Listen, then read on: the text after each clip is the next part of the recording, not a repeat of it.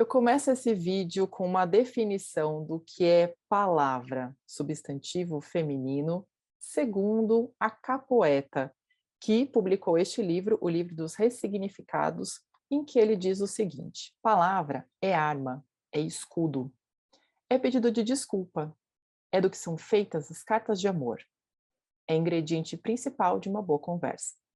É um punhado de letras se abraçando, é a melhor amiga do poeta. É a mãe da literatura, usada de forma errada, tortura. Nas mãos do escritor certo, cura. É, na humilde opinião de Alvo Dumbledore, do Harry Potter, nossa inesgotável fonte de magia.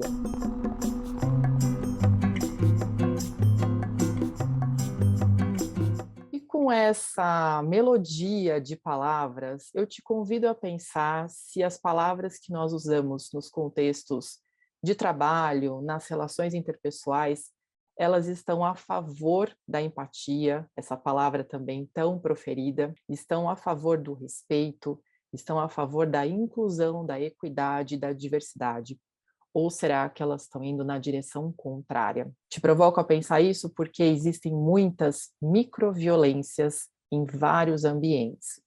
O que são microviolências? São expressões faladas repetidas vezes, naturalizadas, como se fossem algo trivial, algo que não fere, algo que não reforça preconceitos, e na realidade reforçam muito.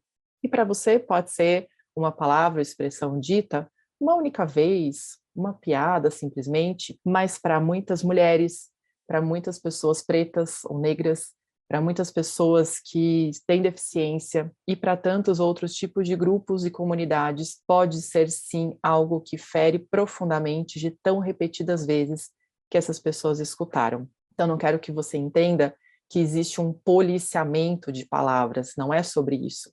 É sobre a gente entender que perguntar, por exemplo, para uma mulher perto dos seus 30 anos se ela deseja ter filho numa entrevista de emprego pode ser algo bastante microviolento, quase macroviolento, eu diria, sobre uma decisão que diz respeito muito a ela e não a quem está entrevistando. E aí a gente pode inverter para entender o preconceito. Para homens, essa pergunta é feita? Provavelmente não.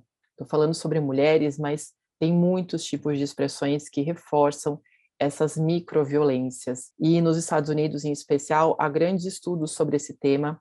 Tem até exemplos muito clássicos sobre esse assunto, que vão desde, por exemplo, uma pessoa comentar sobre o inglês perfeito de uma pessoa que não tem traços, digamos, americanizados, traços asiáticos, traços latinos, e essa pessoa é nascida no país, nos Estados Unidos.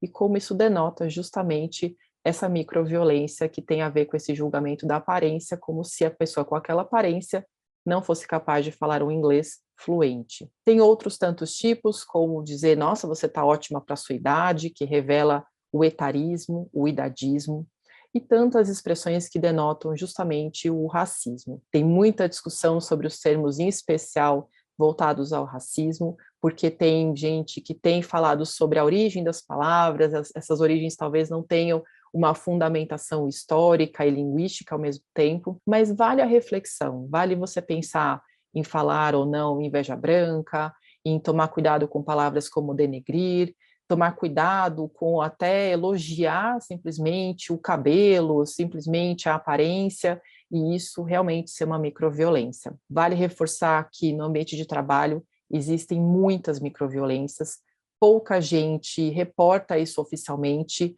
acha que isso é, enfim, faz parte de uma sociedade preconceituosa, mas como é importante tirarmos debaixo do tapete essas microviolências, compreendê-las e entender que as palavras, de fato, como bem definiu a Capoeta na sua definição, as palavras podem ser magia, podem ser cura, podem ser abraços entrelaçados ou podem ferir realmente. Então, claro que pode ser que a sua intenção num comentário, numa piada, digamos, nem seja uma má intenção, mas microviolência tem a ver com isso, como a gente naturaliza muitas coisas e acaba cometendo essas microviolências sem perceber, sem intenção. Fique atento, de novo, não é sobre se policiar em relação às palavras, é sobre usá-las com gentileza, com respeito. Respeito tem a ver com olhar para outra pessoa, compreender a realidade da outra pessoa e, essencialmente, em tempos em que vivemos muito nas nossas bolhas, nas redes sociais ou na internet, ou mesmo em pequenos grupos, agora voltando às convivências com outros grupos